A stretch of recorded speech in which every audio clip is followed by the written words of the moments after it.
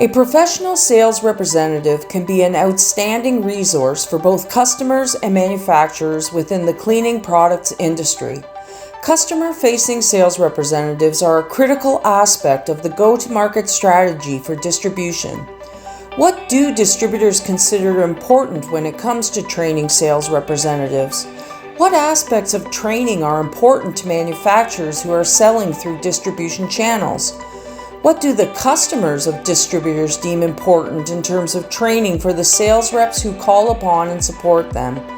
All this and more was explored during the distributor panel discussion held on Thursday, June 15th during ISSA Show Canada. The moderator for this session was Tom Fournier, owner of the Shades Mills Group. Tom founded the Shades Mills Group in 2018 and is a highly recognized thought leader on sales strategies and sales models. Tom often contributes and supports ISSA Canada in a variety of ways, most recently becoming chair of the association's newly formed Distributor Council. Prior to founding the Shades Mills Group, Tom led Kimberly-Clark's business-to-business sales teams in Canada, where he was known for his ability of building outstanding customer relationships, creating exceptional sales teams, and consistently driving profitable sales growth. Shannon Hall is Vice President of Sales and Marketing for Dustbane Products Limited, and she is captain of the ISSA Hygiene Network Canada region. Shannon is a transformational sales leader with over 20 years of expertise working for several Fortune 500 companies as well as private businesses. Shannon has been tasked with delivering results, building high-performing sales teams, and creating a sales and customer-focused culture. One of her favorite leadership experiences was attending the Foundational Leadership Camp through Harvard and Columbia Universities with 8 hours of executive dining etiquette by Anna Post. You can often catch Shannon singing karaoke and loving every minute of it. Jean Leroux is Vice President of Strategy and Inventory Management for Imperial Dade Canada. In his current role, he leads supplier relationships, inventory management, and marketing. Jean has 13 years of experience in distribution, with much of that time leading his businesses and teams through successful transitions from Unisource Canada to Veritiv and ultimately to Imperial Dade Canada. Jean has more than 28 years of experience in sales, coupled with a bachelor's degree in business administration finance. His unique background brings a fresh look at the business in all aspects. Jean considers integrity and transparency as being key factors to success. Andre Foisy has been a prominent fixture in the Montreal cleaning industry for over 3 decades. He is currently the Director of Development for La Rose Fils Limited. He has been with La Rose for close to 30 years. Andre is undoubtedly an industry veteran, boasting an impressive 40 years of active duty within the cleaning industry. For the past 29 years, Andre has been an integral part of La Rose Fils, where he has excelled in various sales roles, including sales management and business development. Recognized as an industry expert in chemicals and equipment, his understanding of the intricacies and nuances of the cleaning industry and cleaning applications in industrial and institutional sectors allows him to provide exceptional guidance and support to his sales team and customers. Andre is also recognized as an excellent trainer and takes great pleasure in sharing his experience with others, always eager to impart his insights.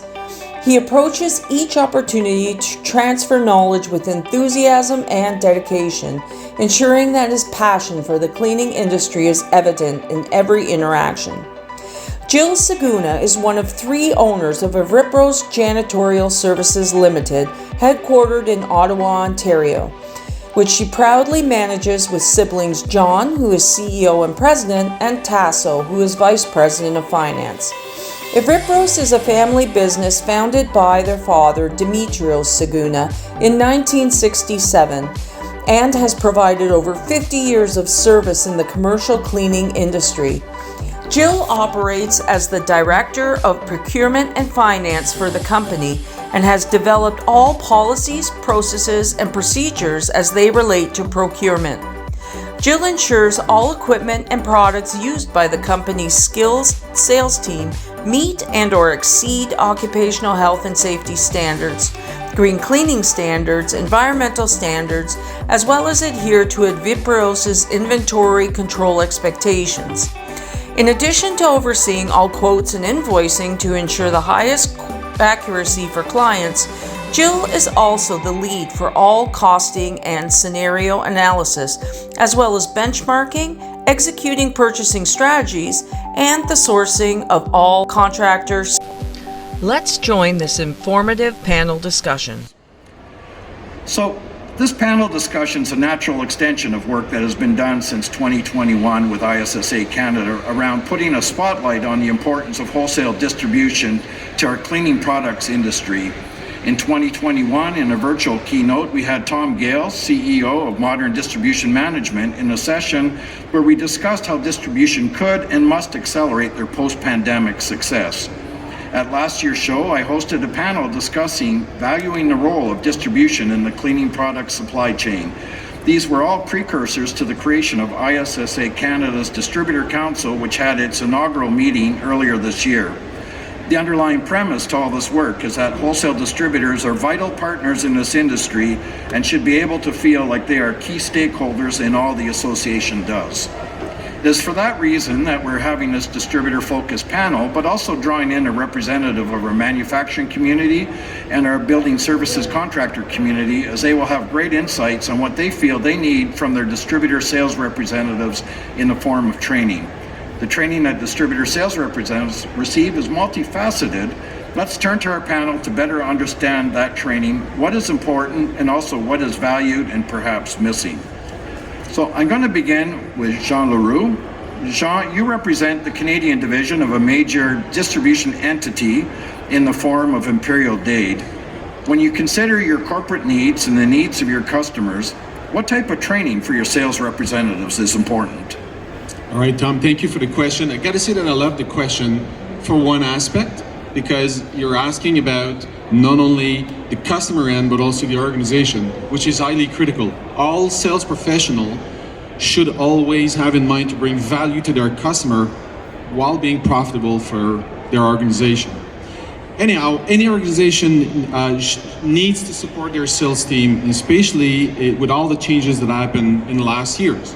Whether we talk about technology, whether we talk about easy access to information, maybe I need to say misinformation in some cases. The pandemic, I know we blame the pandemic for lots of things, but the pandemic did heavily impacted the role of a sales professional in our organization. Should probably also add generation clash. Newer generation have certainly a very different way to look at the business than maybe I'll include myself as being older than we used to. So when looking at training, I have a tendency to break that out into three buckets.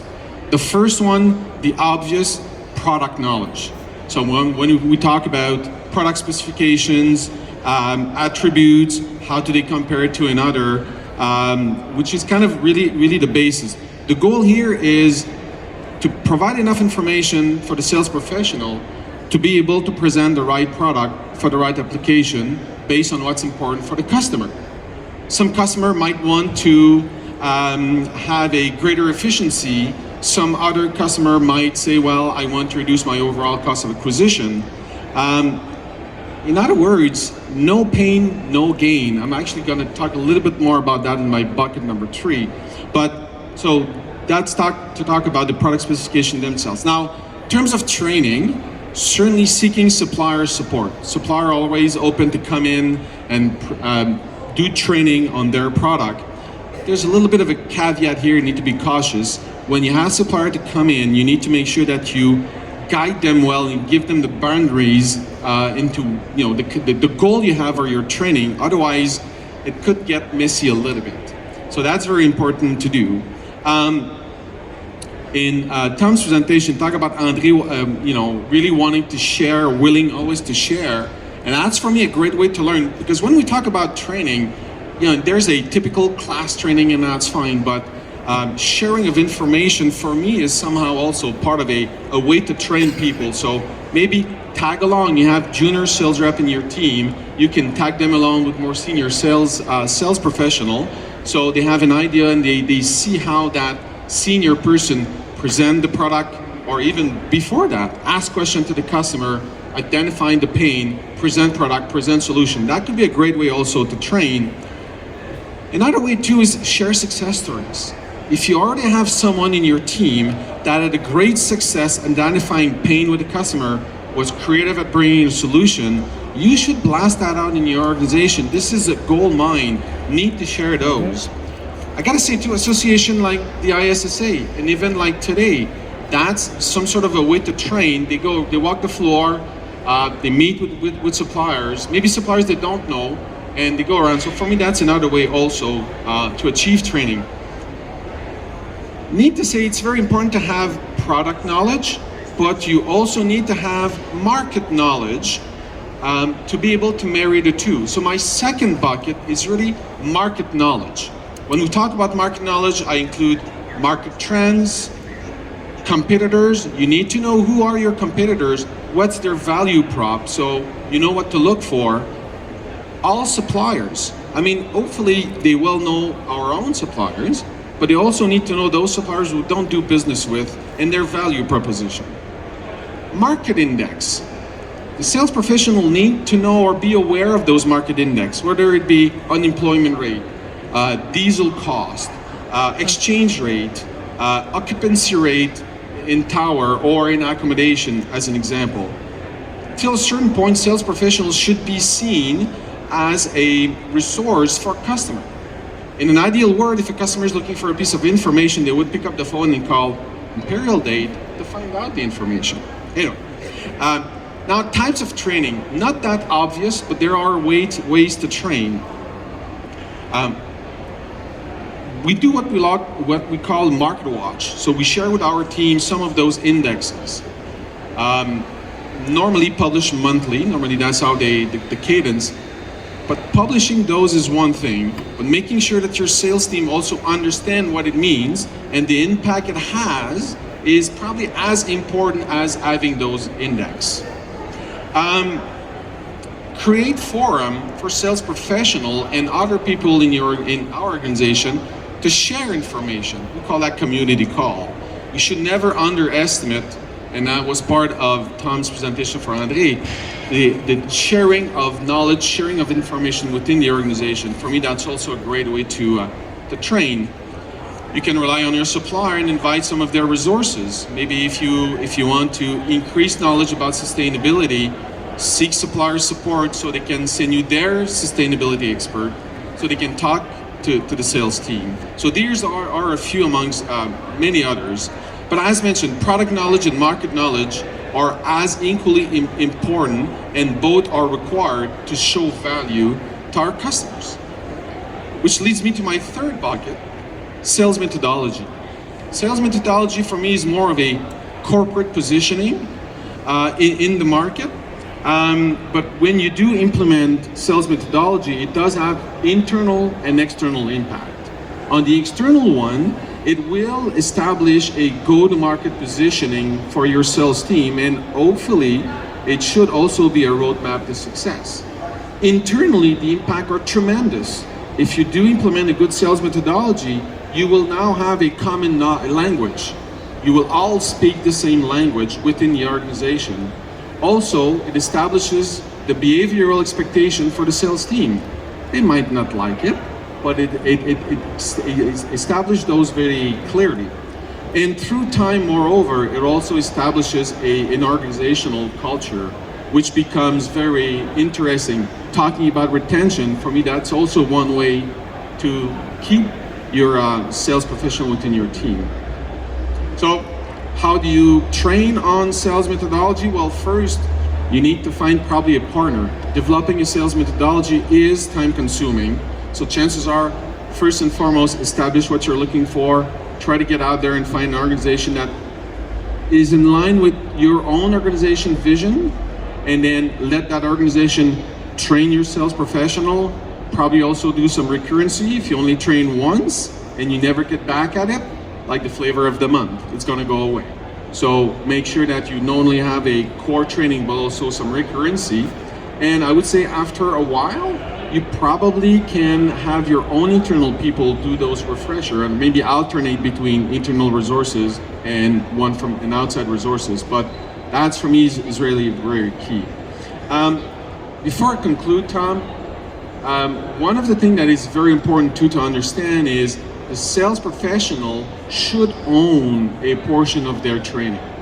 They should initiate training themselves, self-learning. That is for me very, very important. And those sales professionals that I know that are very successful do take a portion or own a portion of their training. That is very, very critical.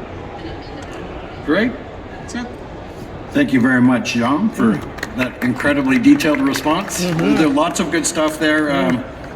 Just making my own notes as you're speaking, but one thing jumped out, talked about sharing success stories. I always love that because a great way to highlight, top performing sales reps, but also I think it would inspire ideas for other reps where they could have success with those same solutions, as well as build organizational confidence in the solutions you're bringing forward and presenting to customers. So next turn to Andre. Andre, as an independent distributor with perhaps not the same corporate support resources, what type of training is most important to your organization as you work with your sales representatives? Thank you, Tom, for the question. I'm looking at my notes. I think we went to the same school.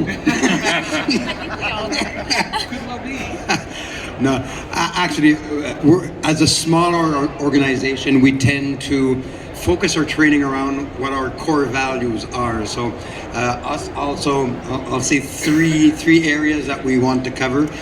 Number one, to me, the most important is competence. We want our people to be competent. So if you're to visit a lawyer, a doctor, or a dentist, well, you want them to be competent. You're not operating on me if I'm not comfortable. So our customers are the same way. They want to deal with people who are competent. We often say customers will remember you if you were, let's say, less than competent, but they'll always remember you if you were very competent. And I think we prefer the latter. So what do I mean by competent? Well, we want our people to know the hows and the whys. If you are to make a product, an equipment, or a process recommendation, well, you have to know the hows and the whys. Otherwise, it's just a suggestion. So we put a lot of focus on that. Number two, we'll do a lot of training on who is what we consider our customer persona. We want our reps to understand what kind of companies or prospects are the best fit for how we do things, the way we do things. I see it a lot as like when you're building a website. When you're building a website, you can't be everything to everybody. So you're trying to make your website to speak to the customer persona that you want to attract. And the more they understand who that customer persona is, the easier it is for them to recognize the opportunity and then do the proper footwork or legwork to attract that company to our organization. So I think that's a core part of what we do as training.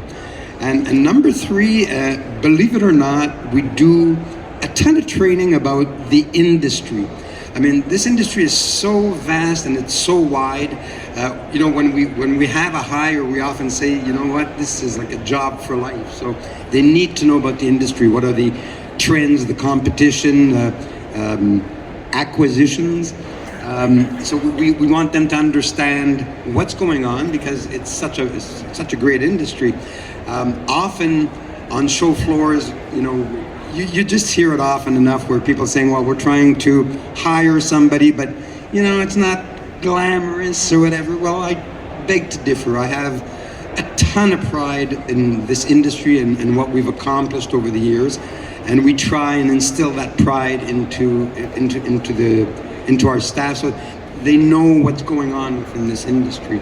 So we will do a lot of that, and we want them to be proud and of all the accomplishments. And as we say, we're not just toilet paper salespeople. So that's our three core areas that we cover. Excellent, Andre. Thank you very much. It's funny you're talking about training on the industry, and that came up in yesterday's breakfast as a big theme was attracting talent into our industry, because once we get talent here, they tend to stay. You know, they as they learn about it, they realize, oh, it's home. It's a great place to work, and there's lots of opportunities here. But it's, I think the onus is on all of us to communicate what a great place this industry is to work within. So, Shannon, through your lens as a manufacturer selling through distribution, what's the most important form of training for distributor sales representatives? Well, I have to say that both Andre and Jean touched on a lot of it. So from a manufacturer perspective, we do a tremendous amount of training with our distribution partner sales reps on a number of different fronts. So when I look at what we feel is most important is really understanding that market segment that they're playing in and what those opportunities might look like, but not just the key end user that they're used to talking to. So if they're constantly going back to the building operator, what are they doing when they're having conversations with finance? Well, that usually shocks them when I say, so what does your conversation look like with finance? They don't have conversations with finance. So I think it's educating them on a lot of the different areas, departments that they need to be connecting with. When you look at a transaction or a sales opportunity, if it's a product to product, that's a transaction. That's not what our customers are looking for today. They can do that online. They really are looking for those true consultants to come in. I really understand their goals, their objectives, what's going on in their business today, and what their goals are for their future state and how we can help them get there. And the only way we can do that is by working with various different departments within that organization and really truly understanding how we can help them bring consensus into what they're doing. From there, I would say once we understand the marketplace, I have this firm rule that I say in my company is, if you don't have a plan, don't get out of the car. That's hard stop. Be prepared for your sales opportunities. So one of the ways in which we help our distributors prepare for those calls is what we call a playbook. So it really walks them through those various different titles they may be connecting with in a specific vertical market. Some of the topics that are important to those industries or industry standards within that vertical market that they need to understand. And then the types of questions that are best going to be met by those customers to really dive a little bit deeper and get to their true understanding of their goals. Now, understanding product knowledge, that's a given. They must know what their products are that they're selling, but they should also be leaning on their experts as their manufacturer reps to really be able to dive deeper into that, but they need to understand where those opportunities lie. And then I would say understanding adjacent products. For example, if you're going through your reporting and you see, I sell mops and I sell buckets, but I don't sell anything to go in that, you probably have a gap. And taking a look at the industry indexing through ISSA, there's a number of reports that can clearly demonstrate what that spend should look like in a Jansan customer and really help them identify some of those target areas that they can focus on. Thank you so much, Shannon. And now, Jill, a completely different perspective. As an important customer, are distributor sales reps a means to order products, or did they serve other roles for your company that training would help augment?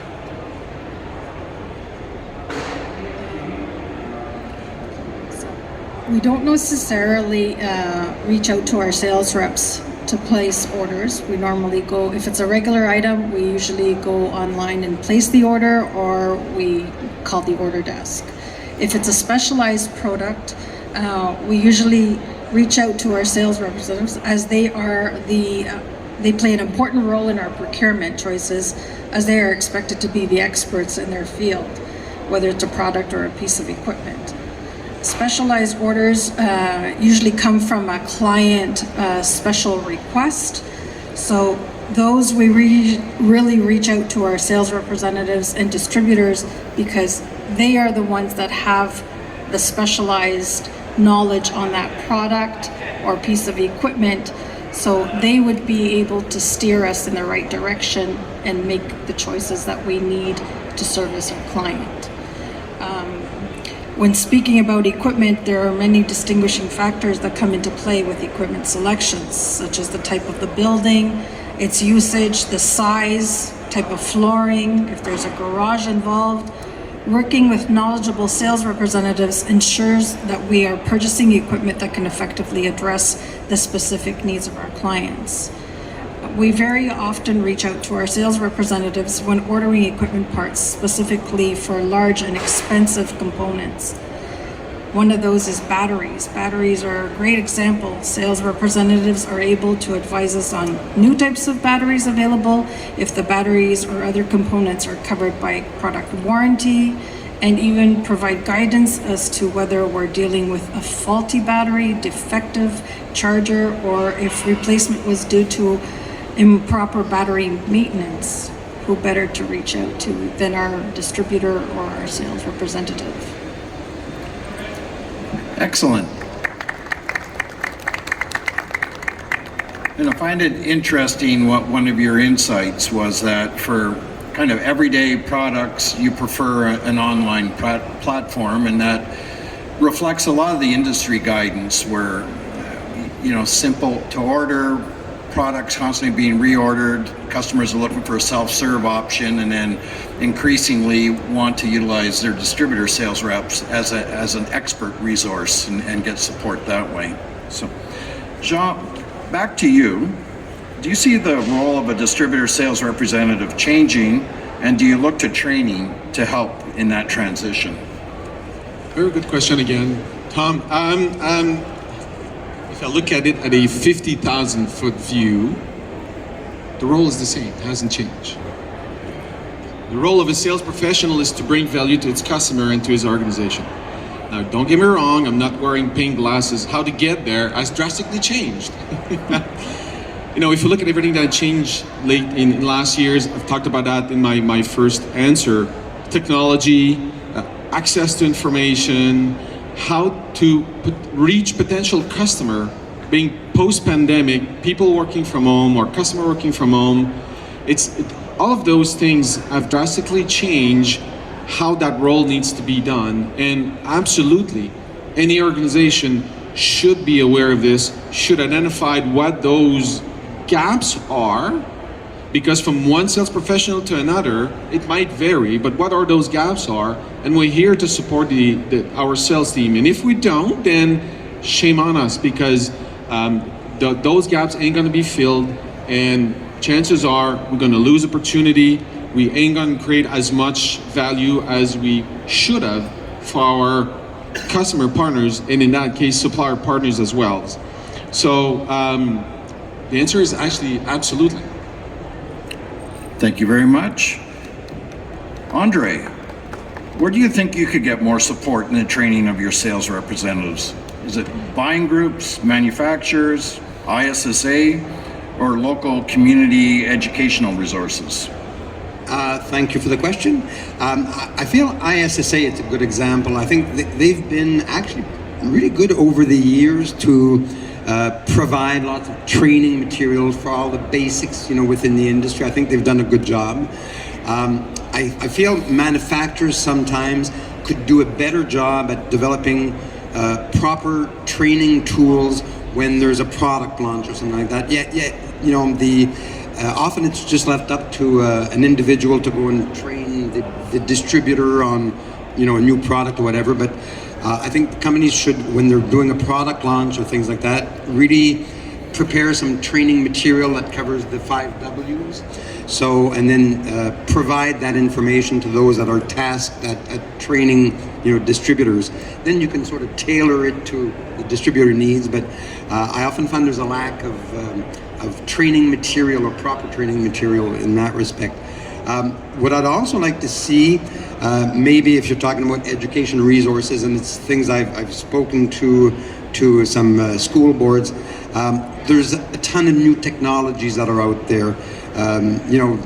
Everybody's heard about ChatGPT. I don't know if anybody's fooled around with it in your own organizations yet, but I think there's good training that needs to be done with all of these new technologies and getting salesmen up to snuff on what's going on out there. And I think that could be done through your local school boards or whatever, that they may have some experts that can be used within your organization. It has nothing to do with cleaning products, but it's using technologies to just better promote what you're doing. And there's some interesting stuff going on, and we have to be at that level. So that's another recommendation I can make. Excellent, thank you. And then you mentioned local schools for some of the training, maybe non-traditional industry training, and then Jean, you had talked about self-development as being a key tenet. And if we point out, actually LinkedIn has a lot of different training courses and programs that are offered on a no-charge basis for if people are going to steer their own development. That's a great place to go. Shannon, Dustbane places a considerable amount of focus doing training for distributor sales representatives. What forms of training do you offer? There's so many different ways that we go about doing that, Tom, so thank you for that. When we talk to our distribution partners, what they're always looking for is someone that can have people come into the facility and train on all the products and solutions, but what they really are looking for, as I touched on earlier, is how do we help our customers lower their total cost of ownership? How do we utilize the tools we have in-house and other resources to be able to help support us? For myself, I've gone through professional selling skills through CPSA. I'm also a certified sales leader with CPSA and sit on some of the boards with the local colleges and universities. So working with their sales and marketing teams and their students, that's helped us provide some content that we can bring back to our distribution partners in some of the new formats that are out there. But I find in the field is one of the best ways in which we can really work with our partners and find those opportunities together and really troubleshoot what's going on. Providing some case studies is another way that we do that, but my favorite has to be role plays. I love to do role plays. So Dan's over there and he's probably cringing right now, but I have a box on my desk and a random selection of a role play could happen at any moment in time. Doesn't matter who it is, they walk in my office, I may pull something randomly out of the box and they may need to answer those questions. So that happens with our own sales team, and I don't let our distributor reps off the hook either. They also get the same treatment. That's great. Remind me never to visit Shannon in her office. Never know what could happen. All right, Jill, when you think of the distributor sales representatives that call on you, are there areas of training that could help them? Distributor sales representatives who work with us really benefit from targeting training in specific areas. Since they're the experts in their products and equipment, it's crucial for them to have a deep understanding of our industry. That way they can tackle the diverse needs of our different buildings, usage scenarios, and structural elements like flooring or specific lead requirements. Training plays a big role in making sure our sales reps have the knowledge and skills to excel in their roles. When we invest in training programs, we make sure they truly understand our industry and can confidently explain how their products or equipment meet our operational needs. When we interact with distributor sales representatives, it's important that they show expertise. We want them to provide us with detailed information, answer our questions, and persuade us about the value and benefits their products or equipment bring to the table. Our industry is always changing and evolving. That's why ongoing training is crucial for sales representatives. It keeps them up to date on the latest advancements, best practices, and emerging trends. This continuous learning ensures they stay ahead of the game and can effectively address our specific needs. So, by providing targeted training and keeping our sales representatives well informed, we're able to deliver top-notch solutions to our clients and stay at the forefront of our industry. Excellent, thank you very much. So as we've been going along, I've been making notes of what's expected of distributor sales reps and the training, the knowledge. Sure jumps out at me that they're a vital person, in making this industry works. The knowledge they have, being an expert resource to the key customers, representing the manufacturing community when they can't always be there. So I'm going to ask each of you a closing question, and that is to give you an opportunity to give recognition to an outstanding distributor representative. So who are you going to recognize and why? I'm going to go across. Shannon, I'll start with you. Well, we are so blessed to have so many great partners across the country. If I think about what makes a great distributor rep, we have some that are so client focused. One in the room, actually, I'll call out Josie because she's sitting there, and that comes top of mind. But when I think about what Josie does really, really well is the focus and attention she pays with her customers. Josie works extremely hard. She's one that's getting back to her customers in a timely fashion, but is always following up with her manufacturer reps as well to make sure that they're getting her what she needs to get back to her clients. So I think that's critically important. If we look at various different types of distribution reps, you're going to have very different experiences as well. Of some of them do an amazing job at training and going back to their customers and making sure that they have the latest technology, they understand what's going on. We have several of them. I just don't want to name off all of our distribution. So thank you. And great job, Josie. Keep it up. Well done. Thank you, Shannon, and congratulations, Josie. Andre? It's a good question. There's two people, example, within my organization, Guy Sabourin and Michel Saint-Denis. I can go on and on about all the attributes that they have, but I know this one's going to sound simple, but do what you say you're going to do. And that to me is everything, and these people represent exactly that. If you promise something, if you tell a customer, I will get back to you by such a time, if you're in need, I will do it, will do what you say you're going to do. And these people have gone to the end of the earth to do that, and that is, to me, why I recognize them specifically. Thank you very much. That's such a basic idea, but so critical. I don't know how many times kind of do some forensics on why a sale didn't materialize, and you know it's a great opportunity, you've been tracking it. The sales rep has done the hard work, identifying the prospect, opening the door, start presenting to the customer, identifying their needs, and then for some reason they never follow up. Like that's the other one, right? Is just do the work and see a sale through to its close. Quote stage is where every opportunity goes to die. All right, Jean. It is a very difficult question to answer, and I'll speak for my own organization. We have lots of great sales professionals in our organization. I just want to touch upon something. If you've noticed, I'm not using the word sales representative. I use the word sales professional because for me, using a sales professional, it drives a different sets of expectations.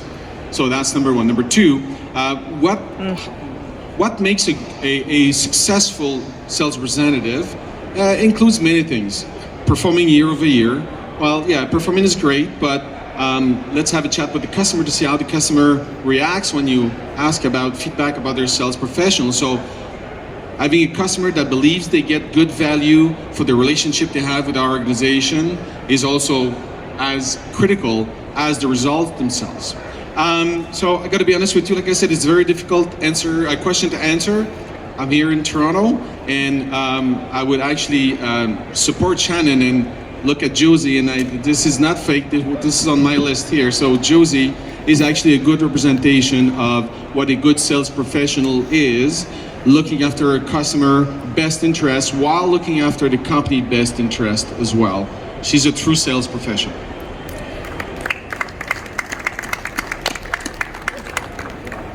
I didn't think we were going to be able to pin down Jean. He's a true politician.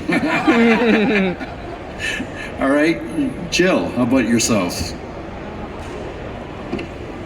So we've been dealing a lot with Despain for over 30 years now. So, and Boudreau, who is bought out now by Imperial Dade, we've been in business with them over 30 years. So when we ask for something specific, they always step up to the plate and deliver. So I'm very happy with the Despain representatives, professionals, both with Imperial Dade now that Boudreau has been bought out, and Despain. Excellent, thank you very much. Well done, Dan. We have a couple of minutes left. Does anyone in the audience have a question for any of our panelists? Marvin.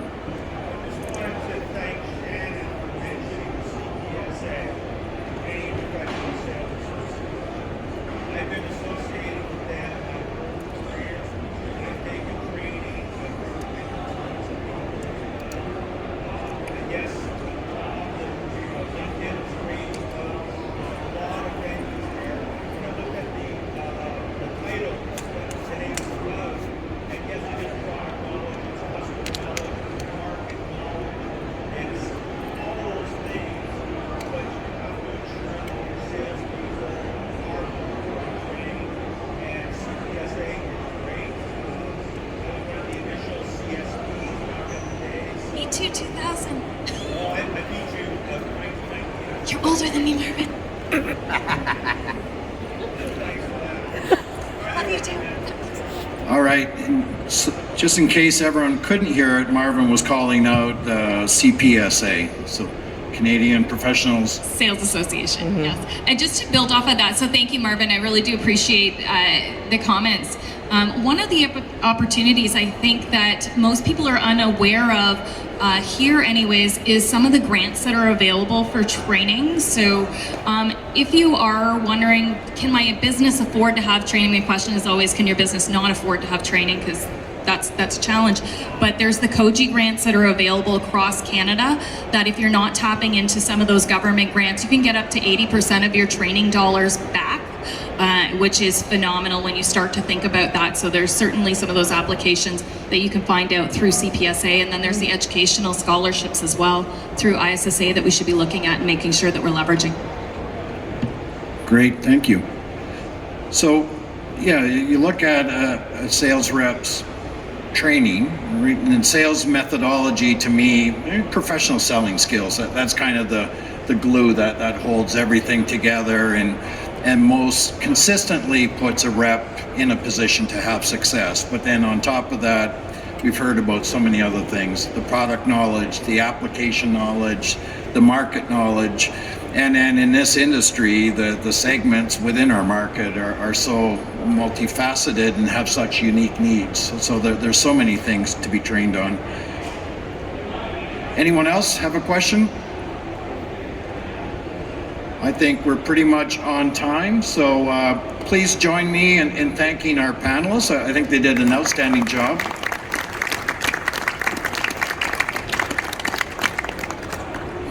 It was very evident that they put a lot of time and thought into their responses to be prepared for today. So, and thank you for joining us, and thank you for supporting ISSA. It very much is appreciated. And thank you, Tom, for putting together this panel and putting together Distributor Council. I think it's about time that we find a way to bring our distribution together and really leveraging what we're able to do together. Thank you.